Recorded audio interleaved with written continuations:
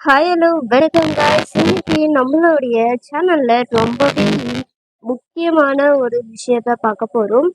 So ரொம்பவே ஒரு முக்கியமான விஷயம் அப்படின்னு பார்த்தீங்கன்னா, பிரியங்கா கணவர் மாரடைப்பில் இப்போ பார்த்தீங்கன்னா மருத்துவமனையில் அனுமதிக்கப்பட்டுள்ளார் அப்படின்றத இப்போ ஒரு நியூஸ் வந்திருக்கு. ஸோ இதை பத்தின ஒரு தகவலை தான் இப்போ நம்ம பார்க்க போறோம்.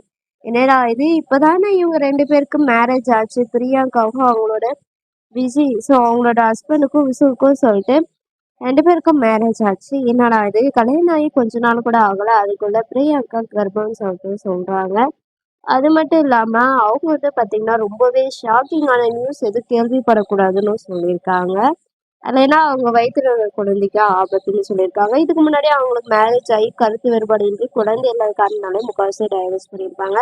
ஆனா கல்யாணம் ஆகி 1 மாசம் கூட முழுமையா ஆகாத நிலைமையில இவங்க கர்ப்பம்னு சொல்லிட்டு இப்ப சொல்லியிருக்காங்க. அண்ட் இன்னொரு சைடு இவங்களுடைய கணவர் இப்போ ஹார்ட் அட்டாக்ல ஹாஸ்பிட்டல்ல அனுமதிக்கப்பட்டிருக்காங்க அப்படின்றதையும் சொல்லியிருக்காங்க. ஸோ என்ன நடக்குது அப்படின்றதை இப்போ வரைக்கும் யாருக்கும் முழுமையா தெரியலங்க.